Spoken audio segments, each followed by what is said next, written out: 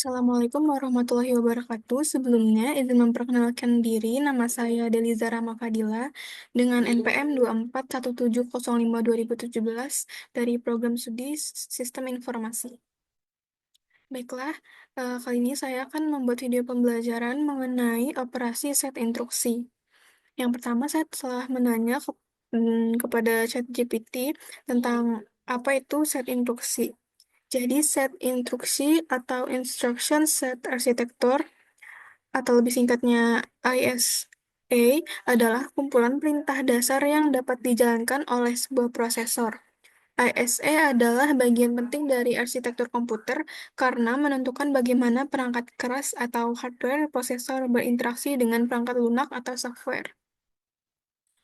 Komponen penting dalam operasi set instruksi yaitu yang pertama ada jenis instruksi, yang kedua format instruksi, yang ketiga modus pengalamatan atau addressing modes, yang keempat register.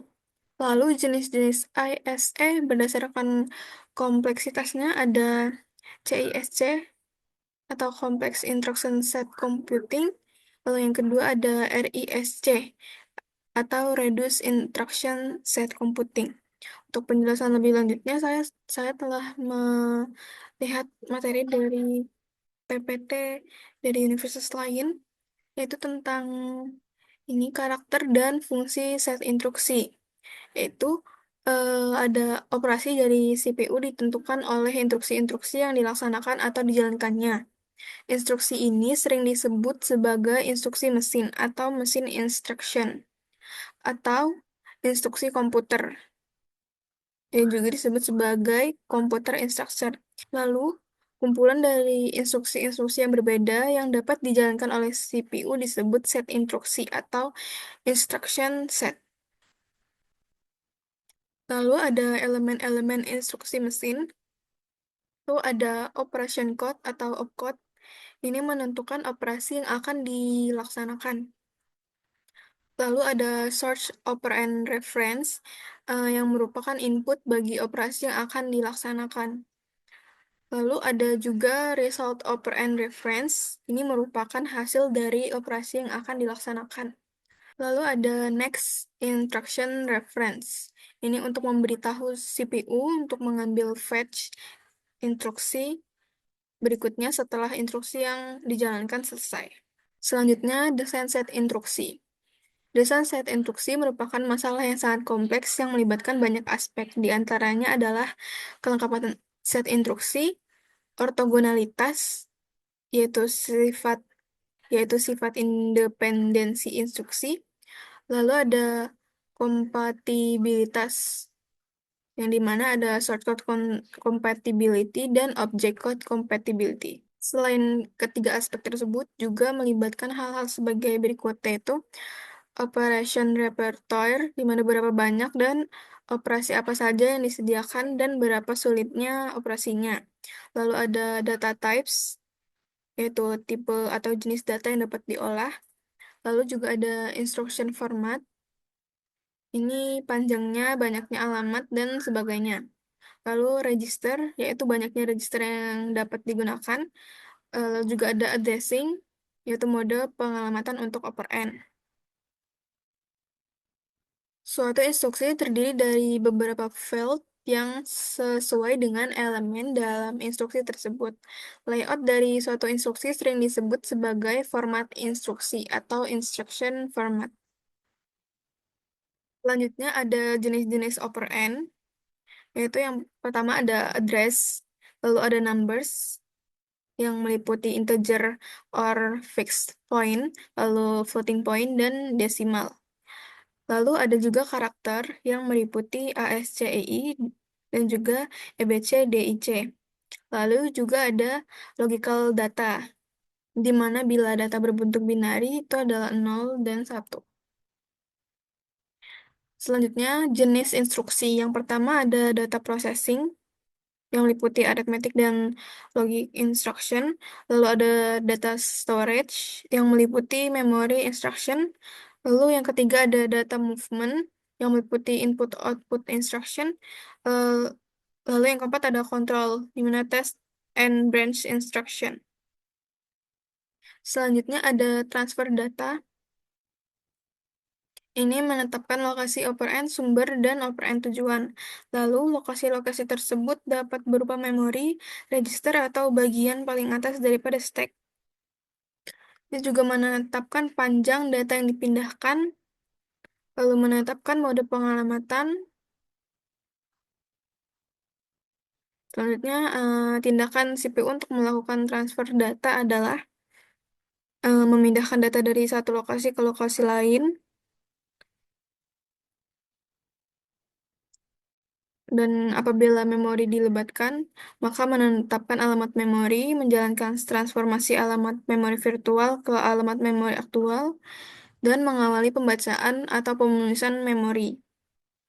Selanjutnya, operasi set instruksi untuk transfer data, di mana ada move, yaitu memindahkan word atau blok dari sumber ke tujuan, lalu store, yaitu memindahkan word dari prosesor ke memori, lalu juga ada load, yaitu memindahkan word dari memori ke prosesor, juga ada exchange, yaitu menukar isi sumber ke tujuan, lalu ada clear atau reset, ini memindahkan word 0 ke tujuan.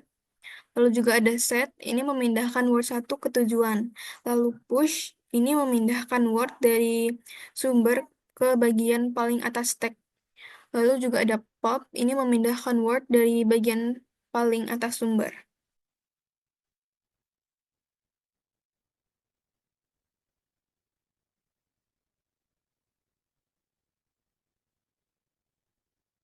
Selanjutnya, tindakan CPU untuk melakukan operasi aritmetik, yaitu yang pertama, transfer data sebelum atau sesudah, yang kedua, melakukan fungsi dalam ALU, dan yang ketiga, men-set kode-kode kondisi dan flag. Selanjutnya, operasi set instruksi untuk aritmetik. Yang pertama, add, penjumlahan. Yang kedua, subtract, pengurangan. Yang ketiga, multiply, atau perkalian. Yang keempat, divide, pembagian. Yang kelima, absolute. Yang keenam, negatif. Yang ketujuh, decrement. Dan yang ke-8, increment. Yang nomor 5 sampai 8 ini merupakan instruksi operand tunggal. Selanjutnya, operasi set instruksi untuk operasi logikal. Ini ada AND, OR, NOT, juga ada XOR. Lalu compare, di mana melakukan perbandingan logika. Lalu ada tes, ini untuk menguji kondisi tertentu. Pada shift, di mana operand menggeser ke kiri atau kanan yang menyebabkan kosakata pada ujung bit. Lalu juga ada rotate, di mana operand menggeser ke kiri atau ke kanan dengan ujung yang terjalin. Selanjutnya, konversi, di mana tindakan CPU sama dengan aritmetik dan logikal. Lalu instruksi yang mengubah format instruksi yang beroperasi terhadap format data. Misalnya pada pengubahan bilangan binar desimal menjadi bilangan binar. Operasi set instruksi untuk konversi itu ada translate, di mana menerjemahkan nilai-nilai dalam suatu bagian memori berdasarkan tabel korespondensi. Lalu juga ada convert, ini untuk mengkonversi isi suatu word dari suatu bentuk ke bentuk lainnya. Selanjutnya, input-output. Tindakan CPU untuk melakukan input-output. Ini apabila memory map input-output, maka menentukan alamat memory map. Lalu mengawali perintah ke modul input-output. Selanjutnya, operasi set instruksi input-output.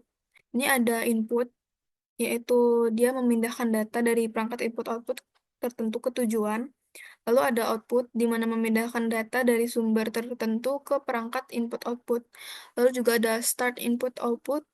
Ini memindahkan instruksi ke prosesor input-output untuk mengawali operasi input-output.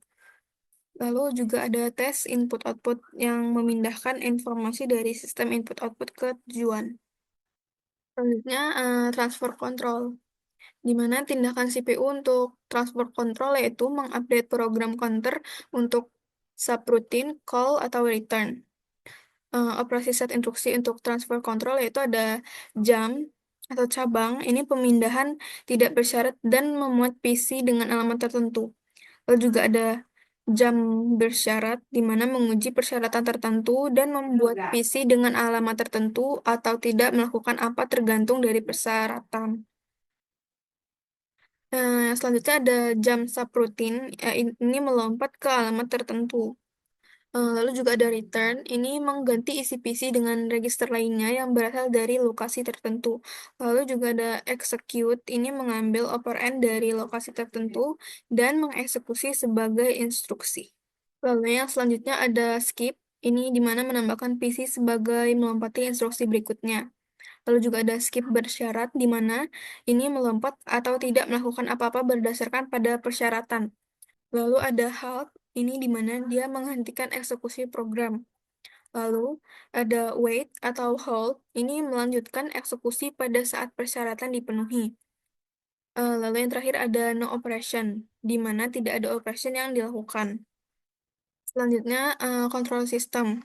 Control system ini hanya dapat dieksekusi ketika prosesor berada dalam keadaan khusus tertentu atau sedang mengeksekusi suatu program yang berada di area khusus. Biasanya digunakan dalam sistem operasi. Contohnya membaca atau mengubah register kontrol. Selanjutnya, jumlah alamat atau number of address. Ini adalah salah satu cara tradisional untuk menggambarkan arsitektur prosesor adalah dengan melihat jumlah alamat yang terkandung dalam setiap instruksinya. Jumlah alamat maksimum yang mungkin diperlukan dalam sebuah instruksi yaitu 4 alamat, di mana 2 operand, satu hasil, dan satunya untuk alamat instruksi berikutnya. Lalu juga ada 3 alamat, di mana 2 operand dan satu hasil.